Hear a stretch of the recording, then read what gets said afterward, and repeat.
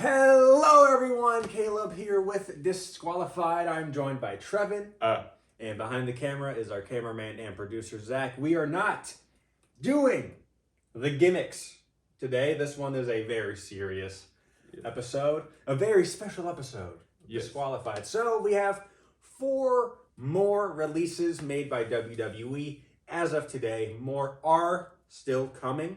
Yes. Confirmed by the dirt sheets and the board themselves. Contracts are still being evaluated. But we're busy. This is our only free time today to actually sit down and record. So you will be getting an updated list Tuesday for sure at the latest. Yes. But we are here to talk about the 4 releases that happened. 2 from tag teams.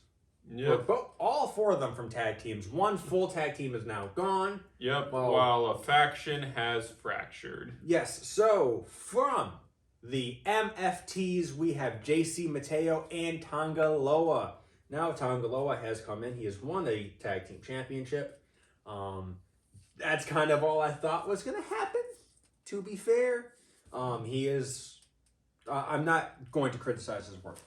But he was a member of the faction that I really didn't see them doing a lot with fully. JC Mateo is interesting because he didn't even last a year. No, he lasted I think it was 10 months. Yep. Yeah. Yep. So. And and everyone is sort of indifferent about JC because his indie work, which you should watch, is impeccable, but I feel like once he got to WWE, he just couldn't get their style down. It's also the fact that they kneecapped him with a shitty name. I'm sorry. I don't think anyone's going to root for JC Mateo. They also canned his moveset. Yeah, that's another thing that WWE tends to do. That's what I'm worried about, this new London kid coming in. Oh, yeah. He's big, he's bad, he'll body slam your dad. Here's the reason why I don't think they're going to fuck with him. Cena is a hardcore rider for him. Okay. And he's been a hardcore rider for him. Yeah. So, but I think Will Cruz will be good. But JC Mateo gave him the bad name. Only had him work 3 singles matches. Mm-hmm. 2 were against Jimmy Uso, and 1 was against LA Knight.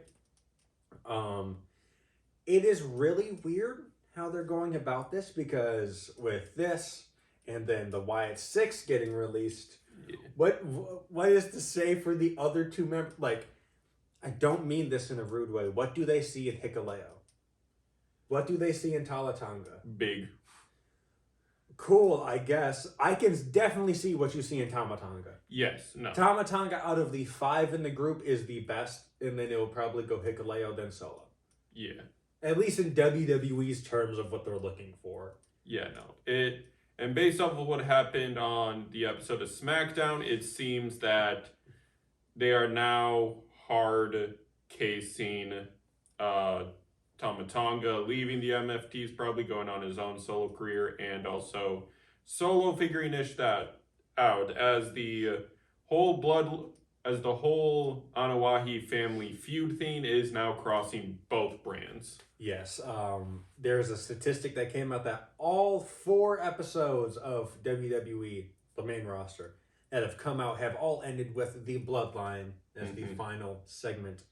Yep. But the big one, the one that literally woke me up after 5 hours of sleep. And made you full alert. Yes, it was the New Day have departed WWE. That is Xavier Woods and Kofi Kingston. This comes after the report is that they re-signed 7-figure deals last year. And TKO this year wanted to restructure those deals. I don't really know how the restructuring goes. Not that far, not that delved into it. But they did not like how they were being restructured, so they were granted their release. This comes after, I believe, an 18 and a 16-year-long run with the company for both men. Yeah. Kofi, of course, WWE champion, US, IC. Yep, I have Kofi's accolades in total are: he was undisputed champ, he was a world tag team champ, he was a 4-time IC champ, he was an NXT tag champ, he was a 6-time WWE tag champ, he was a 3-time United States champ, and a 7-time world tag team champ. While Xavier, hang on, I gotta actually go to WWE. Although we will count TNA, he was a TNA world champ. He was a NXT tag champ, a 5-time WWE tag champ, and a 5-time world tag champ. And a King of the Ring winner. And a King of the Ring winner. And Biggie, of course, tag team champion. Yep. Tag team champion. World champ. NXT champion. World champ. Mr. Money in the Bank. Yeah. This is the one that I don't understand. It seems like, from what reports online are saying, that it was a mutual letting go. Oh, yeah. Because Kofi has been like on WWE TV for almost 20 years and has been wrestling even longer. It's like, and with his style too, I would not be surprised if like the negotiation was just the nail in the coffin of being like, hey, my body can't do-ish anymore, like especially with people leaving because they just want to walk out on their own 2 feet, like AJ, like Brock, like Cena. I don't think that's it at all. I just don't think they liked how they restructured their deals. Yeah, no, that's probably a big factor, but I feel like it was, for Kofi especially, it was probably a back of the head thought of, how much more can my body handle? I think it's more of, how many more years can I just waste doing the same shit? Yeah. Just doing the same. Because, unfortunately, they were never going to give him another singles run. They were never going to give him another run with the top belt, even though I felt like he deserved it. Yeah. Multiple times over. For Kofi especially, the stuff with Javon is interesting. The whole mutual agreement on the release thing is a big thing because Woods is technically on the injury reserve while this is happening. There's also Up, Up, Down, Down, which is, I think, sort of tied up. There goes the fucking 2K thing of like, what's going to happen to my GM? Or are they just going to get rid of it? So, also with Kofi, it's, if you just take away all the championships, which is insane because he's won a ton, all his legacy boils down to is Royal Rumble highlight moments. And that's really where they put him. I feel like him getting the ball in, I think it was like 2016. No, it was like 2019 actually, yeah. Kofi Mania? Yeah. Yeah, Kofi Mania was 2019. It's like, yeah. Xavier Woods does not hold any ownership to Up, Up, Down, Down. It is only WWE. Well, there goes his pet project, his passion project. It's fine.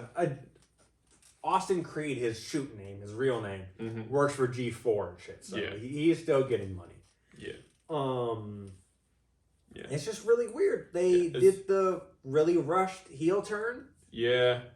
They straddled them with Waller. Yeah, the stuff with Javon that Kofi was starting was interesting, despite it only being a 2-week bout. It was actually piquing my interest of like, oh, they actually care about Javon if they're putting enough trust to be like, hey, you know Kofi? He is going to be your first main roster storyline. Yeah. But that is about it. Yeah, no. As we mentioned so far, TKO and WWE are still working down the names of contracts they got to cover from reports on the internet and through dirt sheets. Oh, wait.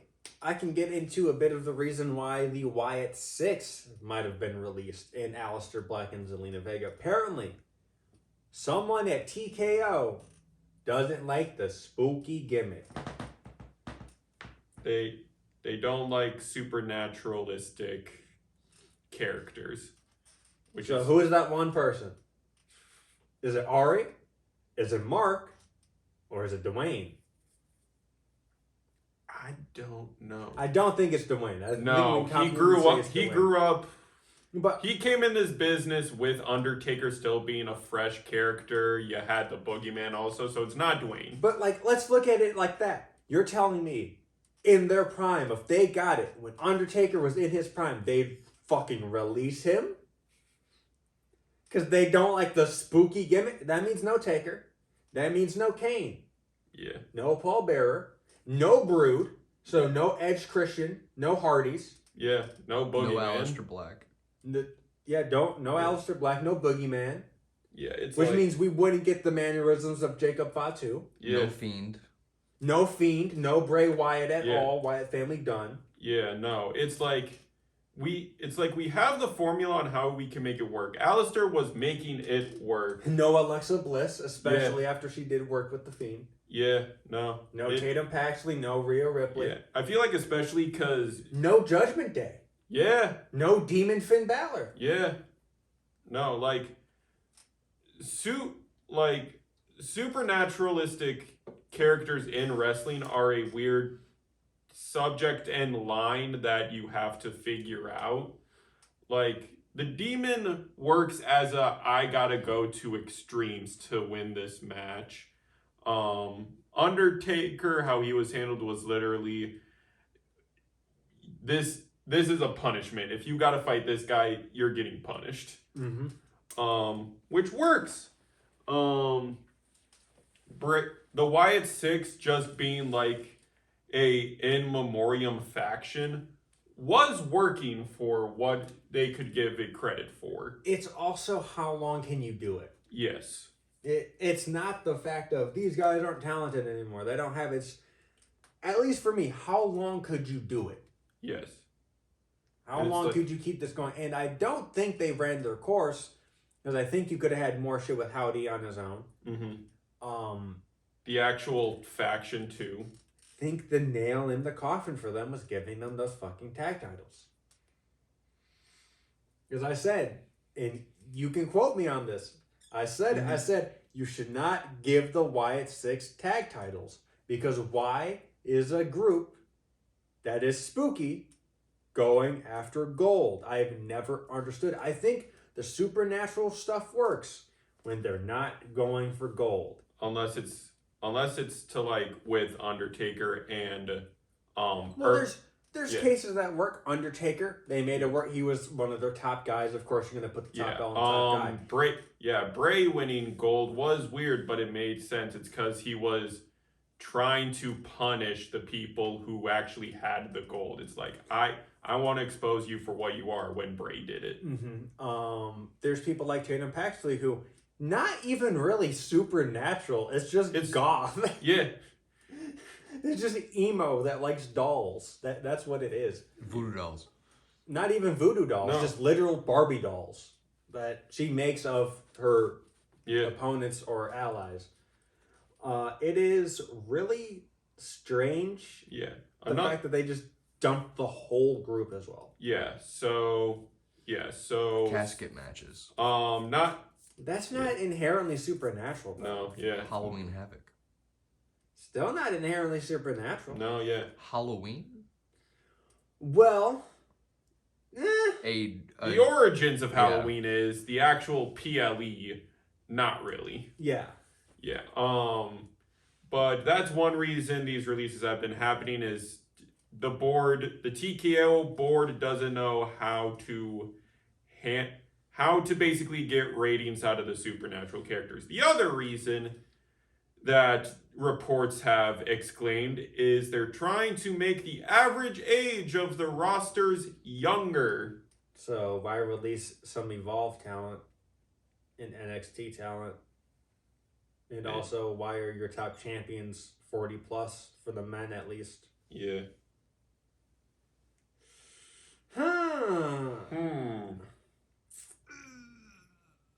So does this mean Cody and Roman are next on the list? I fucking hope so. Does this mean Punk is on the list? Does this mean Randy Orton is on the list if we're trying to get younger? Come on, we got to get these old fucks out of here. Yeah.